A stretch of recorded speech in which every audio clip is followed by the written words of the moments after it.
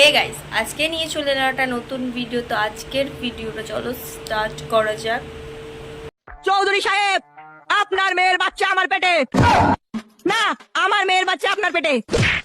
টুকু টুকু আমার বাচ্চা আপনার মেয়ের পেটে। তোর পেটে কবে থেকে বাচ্চা এলো ভাই? বাচ্চা তো মেয়েরা জন্ম দেয়। তোর পেটে আবার বাচ্চা চলে এসছে? দেখি তো একটু।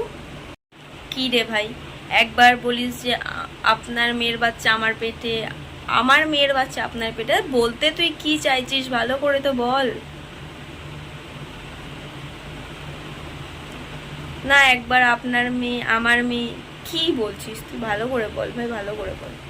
আচ্ছা, আপনার মেয়ের পেটে তা নয়, একবার আপনার মেয়ের বাচ্চা আমার পেটে, তারপরে আপনার আমার মেয়ের বাচ্চা আপনার মেয়ের পেটে। এরকম না বলে ভালোভাবে তো বল যে আমার বাচ্চা আপনার মেয়ের পেটে। হ্যাঁ বুঝেছি, তোর বয়সটা কত হয়েছে যে তোর এক্ষুনি বাচ্চা হয়ে গেছে হবে? পড়াশোনার বয়স ভাই, পড়তে যা। তোর কাঁধে ব্যাগ নিয়ে হয়তো পড়তে থেকেই আসছিলি না। বেশি পেকো, পড়াশোনার নাম নেই, এইদিকে আবার বাচ্চা বাচ্চা জন্ম দিচ্ছে। বাচ্চা মানুষ করতে পারবি তো? বয়স কত হয়েছে? পড়তে যা ভাই, পড়াশোনা কর, সব থেকে ভালো কাজ হবে। বাচ্চা টাচ্চা চক্কর এখন যেতে চাস না, লাইফ পুরো বরবাদ হয়ে যাবে, পুরো বরবাদ। তো কি বুঝলি ভাই, পড়াশোনাটা কর, তারপর প্রেম ভালোবাসা আর বাচ্চা কাচ্চা জন্ম পরে হবে।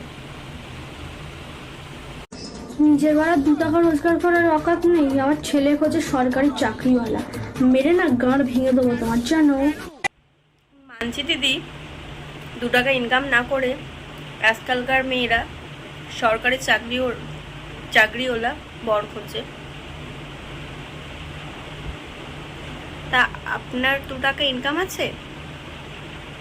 আপনিও কি রাস্তার ভিখারিকে বিয়ে করবে? সরকারি চাকরিওয়ালা বর চান না? সরকারি চাকরিওয়ালা নাও পেতে পারেন, চান তো যার টাকা থাকুক তাকে বিয়ে করতে। তাহলে অন্য মেয়েদের কি করে এরকম বলেন? আগে নিজেরটা দেখুন, তারপর পরেরটা বলতে আসবেন। নিজেরও 2 টাকা ইনকাম নেই, আবার পরের মেয়েদেরকে নিয়ে চর্চা করে। মানছে সবাই সরকারি ছেলে খুঁজে, আপনিও তো তাদের মতো হতে পারেন না? আপনিও তো তাদের মতো সরকারি চাকরিওয়ালা বর খুঁজতে পারেন।